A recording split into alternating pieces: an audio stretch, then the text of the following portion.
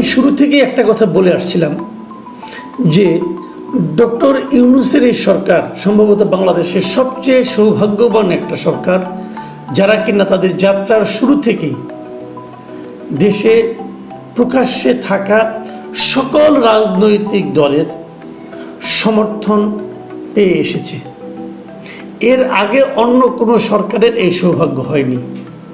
সে বঙ্গবন্ধু শেখ মুজিবের সরকার হোক, জিয়াউর রহমানের সরকার হোক, এরশাদের সরকার হোক, অথবা খালেদা জিয়া অথবা হাসিনা, যতগুলি সরকার, যতবার তারা সরকার এসেছে, আসার পর থেকে কিন্তু মাঠে বিরোধী দলগুলো সেই সরকারের নানা বিষয়ে সমালোচনা করেছে, বিরোধিতা করেছে। কিন্তু ইউনূস সরকারকে সে ধরনের নেতিবাচক অথবা বিরূপ কোনো পরিস্থিতির মুখে পড়তে হয়নি। এবং সেই সঙ্গে আমি একথাও বলেছিলাম যে এই সরকারের জন্য সবচেয়ে দুর্ভাগ্যজনক ঘটনা হবে তখন যখন এই রাজনৈতিক দলগুলো প্রকাশ্যে তার বিরুদ্ধে নামবে। আমি দেখতে পাচ্ছি সেই ঘটনা হয়তো শুরু হতে যাচ্ছে। এর আগে বিচ্ছিন্নভাবে বিএনপির দু একজন নেতা বলেছিলেন, কিন্তু এবার বিএনপির একদম কেন্দ্রীয় পর্যায়ের একজন নেতা, বিএনপির যে সর্বোচ্চ বডি, যে বিএনপির স্থায়ী কমিটি, সেই স্থায়ী কমিটির সদস্য মিস্টার মির্জা আব্বাস যে ভাষায়, যে ভঙ্গিতে এই সরকারের সমালোচনা করলেন, আমার ধারণা এখান থেকে বিএনপির পলিটিক্যাল স্ট্যান্ড এই সরকারের জন্য উচিত হবে উপলব্ধি করা এবং সেই অনুযায়ী কাজ করা। আপনারা শুনুন মির্জা আব্বাস কি বলেছেন। মির্জা আব্বাস কয়েকটা কথা বলেছেন। এই ঘটনাগুলি ঘটেছে বৃহস্পতিবার, কুমিল্লার ঘটনা। কুমিল্লাতে ওখানে বিএনপির সদস্য ফরম বিতরণের একটা প্রোগ্রাম ছিল। প্রোগ্রাম খুব একটা ইম্পর্টেন্ট না, বাট সেখানে মির্জা আব্বাস ছিলেন। মির্জা আব্বাস এখানে কয়েকটা কথা বলেছেন। একটা কথা বলেছেন যে কোনো গণমাধ্যম এবং সংবাদ মাধ্যমে সরকারের কোনো সমালোচনা করা হয় না, কারণ তারা সবাই সরকার তাদেরকে হয় ভয় দেখাচ্ছে অথবা লোভ দেখাচ্ছে কিছু একটা, অথবা এই মিডিয়াগুলো নিজে থেকে সেন্সর করছে, তারা কোনো সমালোচনা করে না, মানুষ জানে না। কিন্তু ওনার অভিযোগটা ছিল যে আওয়ামী লীগের, আমি ওনার ভাষায় ওনাকে বরং আপনাদেরকে আমি পড়ে শোনাই উনি কী বলেছেন। উনি বলেছেন যে আওয়ামী লীগের আমলে দেশের স্বাধীনতা সার্বভৌমত্ব ছিল না, এখনও একই অবস্থা।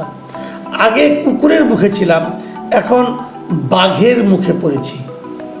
খেয়াল করুন, মানে উনি বলতে চাচ্ছেন যে আওয়ামী লীগের আমলে আমরা ছিলাম কুকুরের মুখে, মানে আওয়ামী লীগকে উনি কুকুরের সঙ্গে তুলনা করেছেন, আর ডক্টর ইউনূসের সরকারকে তুলনা করেছেন বাঘের সঙ্গে।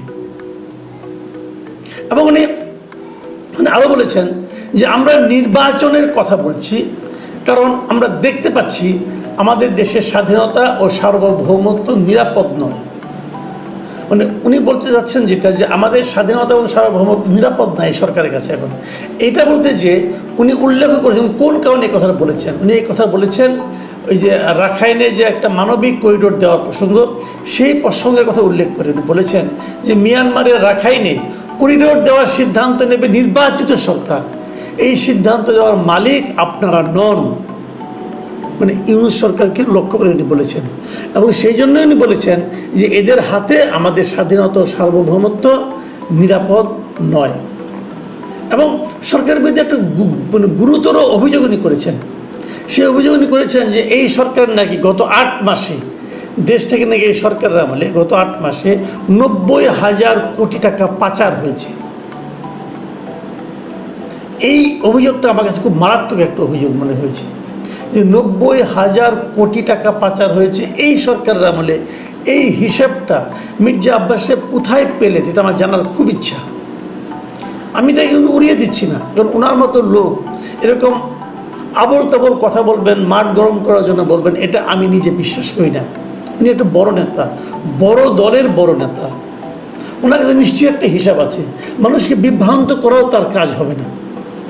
ওনার উচিত হবে বলা যে কী কারণে এই ফিগারটা উনি 90,000 কোটি টাকা পেলেন, কোথায় পেলেন, কিভাবে পেলেন, এই হিসাবটা ভাই আমি একটু জানতে চাই।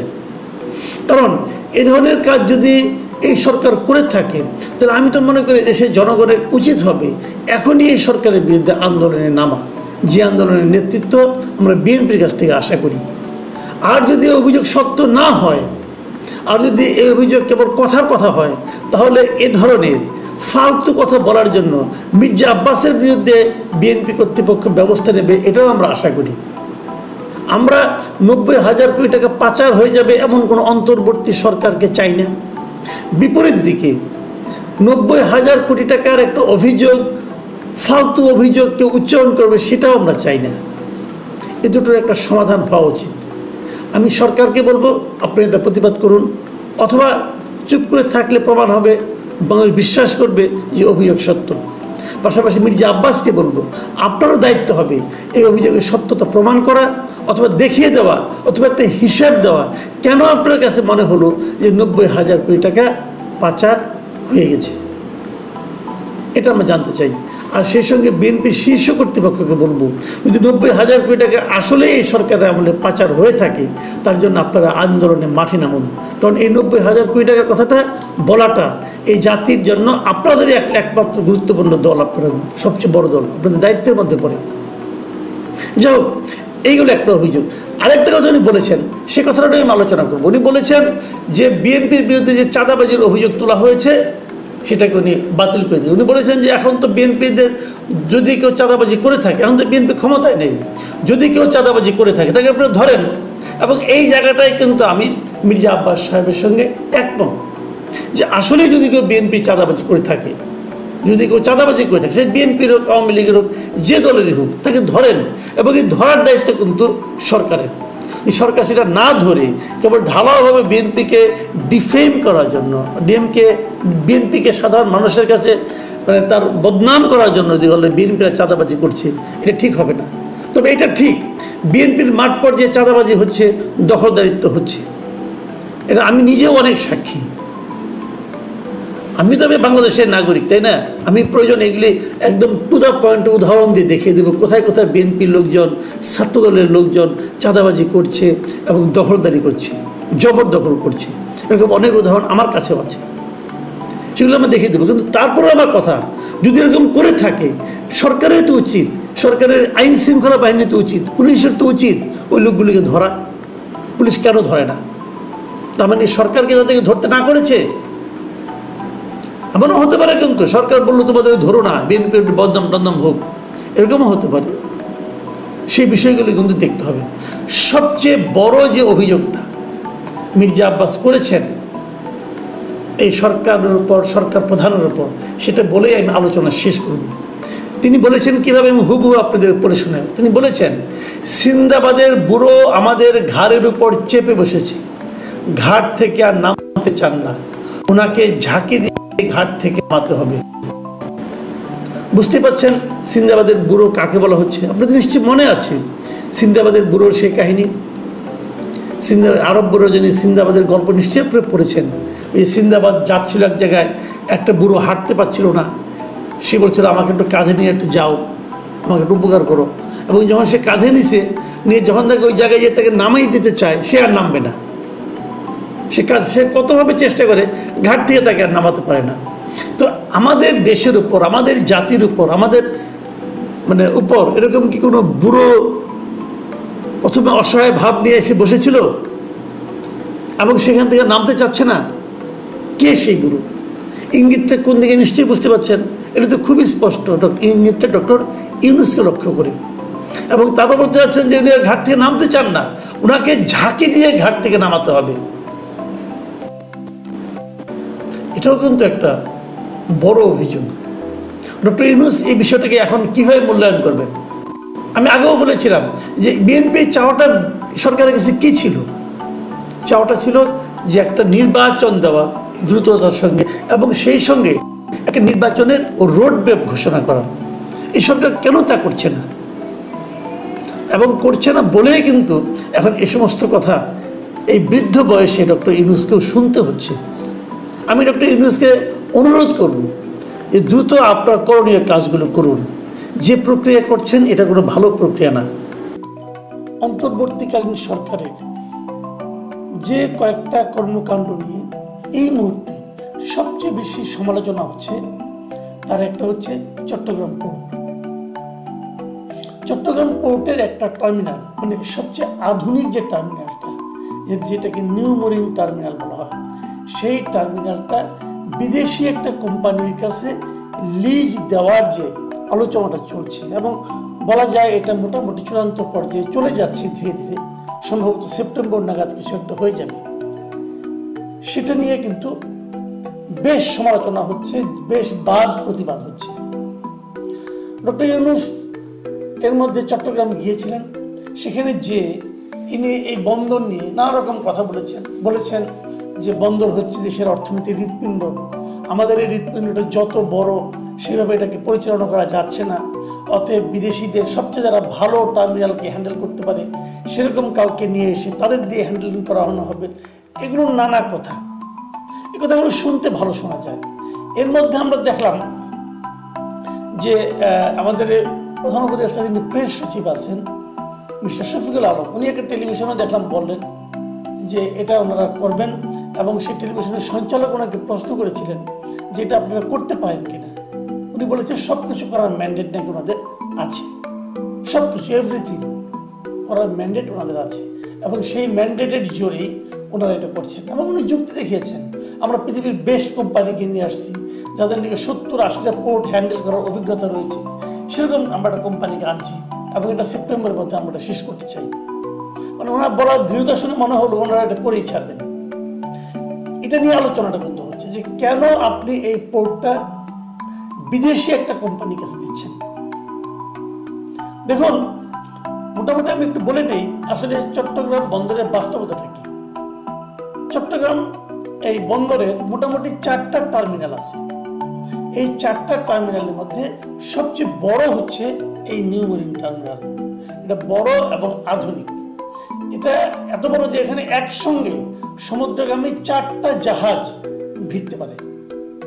এখানে স্বয়ংক্রিয় ক্রেন আছে, মানে অনেক টাকা খরচ করে এই ক্রেনগুলিকে কিন্তু আনা হয়েছিল আমাদের এখানে, এবং এইটা আপনার তৈরি করা হয়েছিল আজকে থেকে 20 বছর আগে। প্রায় 700 কোটি টাকা এর মধ্যে খরচ করা হয়েছিল এটা বানাতে গিয়ে, এবং 3500 কোটি টাকার যন্ত্রপাতি আনা হয়েছিল। এই যন্ত্রপাতি মানে স্বয়ংক্রিয় ক্রেন ট্রেন এগুলো, এবং এগুলিতে খুব দ্রুত মালামাল ওঠানামা করানো যায়।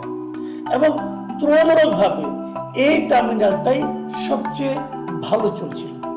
কিভাবে ভালো চলছিল?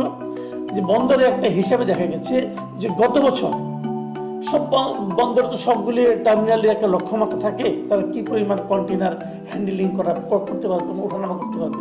দেখা যাচ্ছে এই নিউ মেরিন টার্মিনালে গত বছর তাদের যে লক্ষ্যমাত্রা নির্ধারণ করা হয়েছিল সেই লক্ষ্যমাত্রার চেয়ে 3 লাখ কন্টেনার বেশি ওঠানামা করা হয়েছে এই টার্মিনালে। সেই হিসাবে এটা হচ্ছে সবচেয়ে লাভজনক টার্মিনাল, এবং আর্থিক বিবেচনাতেও এই টার্মিনালটা খুবই লাভজনক। এখন যে টার্মিনালটা লাভজনক সেটাকে কেন আপনি বিদেশি একজন বিনিয়োগকারীর কাছে দিয়ে দেবেন? ডক্টর ইউনূস বলেছেন যে তারা বিদেশি বিনিয়োগকারীর কাছে দিবেন, তারা এখানে ইনভেস্ট করবে, ইনভেস্ট করার পর এটাকে আরো আধুনিক করবে, করে তারপর একটা সার্টেন টাইম পর্যন্ত ধরা যাক 15 বছর 20 বছর তারা সেটা পরিচালনা করবে, করে তাদের বিনিয়োগটা তুলে নিবে, তারপর তারা সেটা আবার আমাদের বন্দরের কাছে দিয়ে যাবে। কিন্তু তারা এখনো স্পষ্ট করেনি তারা কোন খাতে কত বিনিয়োগ করবে। আসলে যাদের এই টার্মিনাল সম্পর্কে ধারণা আছে তারা অনেকেই বলবেন আসলে না, এই টার্মিনালে নতুন করে বিনিয়োগ করারও কিছু নেই, কারণ এটা একটা পরিপূর্ণ টার্মিনাল। মোটামুটি এখানে যা যা থাকা লাগে একটা টার্মিনালে সব এখানে আছে। তাহলে এখানে নতুন করে কে বিনিয়োগ করবে? আবার এটার এক পাশে কিন্তু আছে নৌঘাটি, আমাদের নৌবাহিনীর ঘাটি। নৌঘাটি থাকার কারণে এটাতে ওদিক দিয়ে সম্প্রসারণ করবে সেটাও কিন্তু পারবে না।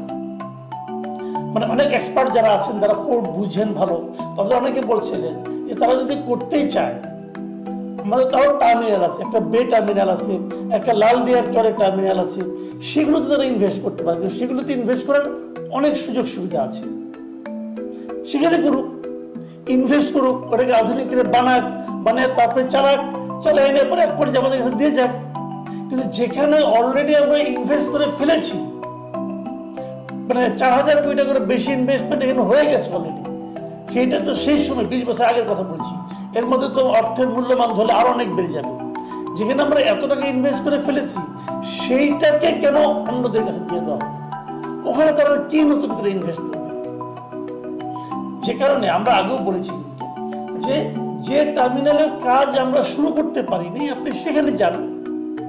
আপনার নিশ্চয়ই মনে আছে আমরা কিন্তু এরকম পতেঙ্গার যে টার্মিনালটা আছে তার দায়িত্ব কিন্তু সৌদি আরবের কাছে দেওয়া হয়েছিল, তারা করেছে, ওটা নিয়ে কোনো প্রশ্ন ওঠেনি। কিন্তু এখন তারা প্রশ্নটা তুলছে এই কারণে যে আমাদের একটা ইতিমধ্যে তৈরি থাকা ভালোভাবে কাজ করতেছে এমন একটা টার্মিনালকে কেন বিদেশি একটা কোম্পানির কাছে দেওয়া হচ্ছে। এই প্রশ্নের কোনো জবাব কেউ দিচ্ছে না এবং তারা তাদেরকে প্রশ্ন করে তারা বলে তারা নাকি এটা করতে পারে, তাদের নাকি সে ম্যান্ডেট আছে। একটা সরকার, অন্তর্বর্তীকালীন সরকার, এদের প্রধান দায়িত্ব হলো একটা নির্বাচন অনুষ্ঠান করা এবং নির্বাচনের মাধ্যমে একটা গণতান্ত্রিক জনগণের ভোটে নির্বাচিত একটা সরকারের কাছে দায়িত্ব হস্তান্তর করা। তারা বলছে তাদের নাকি এগুলি করার অধিকার আছে এবং এগুলো নাকি সংস্কারের মধ্যে পড়ে।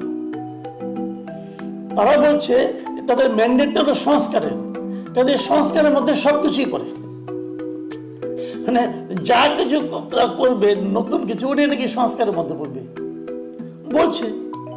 আমাদের শুনতে হচ্ছে